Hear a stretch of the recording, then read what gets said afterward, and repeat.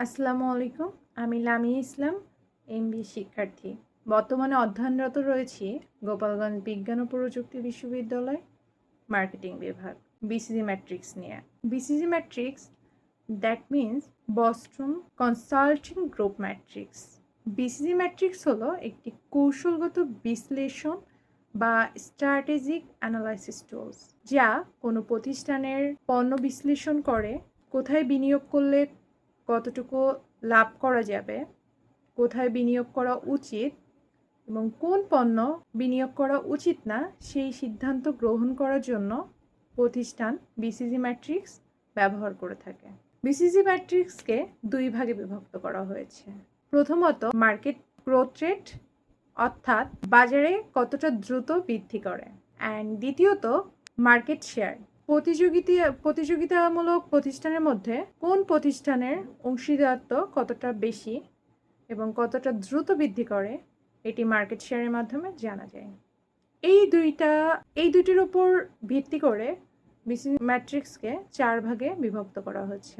এখন আমি আপনাদেরকে দেখাবো কোন 4টি ভাগে ভাগ করা হয়েছে। এখানে আমরা দেখতে পাচ্ছি বিসিজি ম্যাট্রিক্সের 4টি প্রক্রিয়া।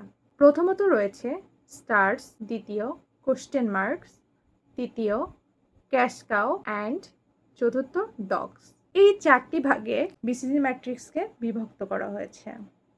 প্রথমত আমি আলোচনা করব স্টার্স। স্টার্স হলো মার্কেট গ্রোথ রেট এবং মার্কেট শেয়ার দুইটি বেশি বৃদ্ধি পায়। এই পণ্যগুলো খুব দ্রুত বাজারে জনপ্রিয় হয়ে ওঠে এবং বাজারে শক্ত অবস্থান তৈরি করে। যেমন আমরা বর্তমানে যদি সোশ্যাল মিডিয়াতে দেখি, এআই যেই সফটওয়্যারগুলো আছে লাইক চ্যাটজিপিটি, এগুলা বর্তমানে খুবই জনপ্রিয় এবং এটি একটা ভালো জায়গা নিয়ে সোশ্যাল মিডিয়াতে আছে। তো এটাকে আমরা স্টার হিসাবে বলতে পারি। দ্বিতীয় অংশ হচ্ছে ক্যাশ কাউ। ক্যাশ কাউ মূলত মার্কেট শেয়ার গ্রোথ কম থাকে এবং মার্কেট শেয়ার বেশি থাকে, অর্থাৎ বাজারে খুব বেশি একটা বৃদ্ধি করে না, কিন্তু পণ্যটি নিয়মিত ভালো বিক্রি হয়। যেমন কোকাকোলা, এর ক্লাসিক সফট ড্রিঙ্ক বহু বছর ধরে বাজারে জনপ্রিয়, যা নিয়মিত লাভ এনে দেয়। তো এটিকে আমরা ক্যাশ কাউ হিসেবে ধরতে পারি। এবং তৃতীয়ত কোশ্চেন মার্ক, যার মার্কেট গ্রোথ শেয়ার বেশি কিন্তু মার্কেট শেয়ার কম। এসব পণ্যের ভবিষ্যৎ অনিশ্চিত, তবে সঠিক বিনিয়োগ করলে এগুলা স্টারে পরিণত হতে পারে। একটা ইলেকট্রনিক বাইক ব্র্যান্ড হিসেবে বাজারে খুব দ্রুত ছড়িয়ে পড়ছে, কিন্তু ইনকামটা খুবই কম হচ্ছে। তো এটাকে আমরা কোশ্চেন হিসাবে ধরতে পারি।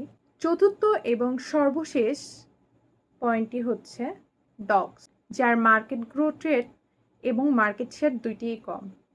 এসব পণ্য থেকে খুব বেশি লাভ হয় না। আমরা যদি দেখি অনেক পুরাতন আমলে বা অনেক আগে ডিভিডি দিয়ে বিভিন্ন ছবি, গান এগুলো দেখা হতো। তো বর্তমানে বিভিন্ন অ্যাপসের মাধ্যমে, অনলাইনে স্ট্রিমিংয়ের মাধ্যমে এই ডিভিডির চলনটা খুবই কমে গিয়েছে। তো সেটাকে আমরা ডগস হিসাবে ধরতে পারি, যেটার লাভ খুবই কম, টুলস প্রক্রিয়া হিসাবে ব্যবহার করতে পারি।